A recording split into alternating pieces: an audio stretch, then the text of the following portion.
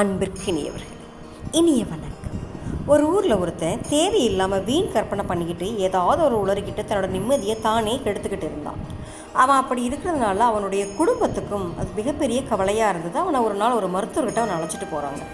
அவனை சோத்து பார்த்த அந்த மருத்துவர், எப்போ இருந்து உங்களுக்கு இப்படி தேவையில்லாமல் கவலைப்படுறீங்க, எதுக்காக அவங்களுக்கு இப்படி இருக்கிறீங்க அப்படின்னு அவர் கேட்குறார். அப்படி கேட்குறப்ப அவர் சொல்கிறாரு, நான் ஒரு பெரிய குதிரையை விழுங்கிட்டேன், அப்போ இருந்து தான் எனக்கு இப்படி ஒரு மாற்றம் அப்படின்னு அவன் சொல்கிறான்.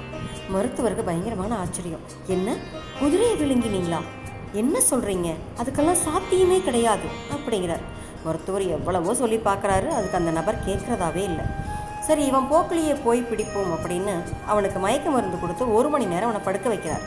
அவனுக்கு மயக்கம் தெளியறதுக்குள்ளே ஒரு நெஜ குதிரையை பிடிச்சிட்டு வந்து மருத்துவமனையோட வாசலில் கட்டி வைக்கிறார். அவனுக்கும் மயக்கம் தெளியுது.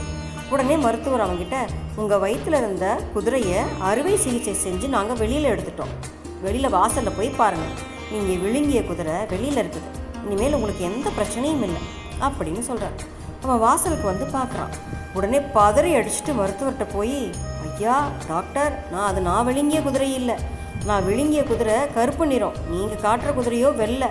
அப்படின்னா ஐயோ, என் வயிற்றில் 2 குதிரை இருந்திருக்குதா, ஏன் நீங்கள் கருப்பு குதிரையை எடுக்கல, ஏதாவது பிரச்சனையா அப்படின்னு கேட்க டாக்டருக்கு மயக்கம் வந்துருச்சுங்களா. இந்த மாதிரி தாங்க நிறைய பேர் நம்ம என்னதான் சொன்னோம்னாலும் அவங்களுடைய அந்த கற்பனை கவலையை விட்டு ஒருபோதும் வெளியில் வரமாட்டாங்க. திருடனாக பார்த்து திருந்தாவிட்டால் திருட்டை ஒழிக்க முடியவே முடியாதுங்க. அந்த மாதிரி தான் மன அழுத்தத்தால் பாதிக்கப்பட்டவங்க அவங்களே தங்களுடைய மனசை கட்டுப்படுத்திட்டோ யோகா, தியானம்னு, வழிபாடுன்னு இப்படி ஏதாவது சிந்தனை நல்வழிப்படுத்தினாலும் ஒழிய நம்மளால் அதை சரி பண்ணிக்கவே முடியாதுங்க.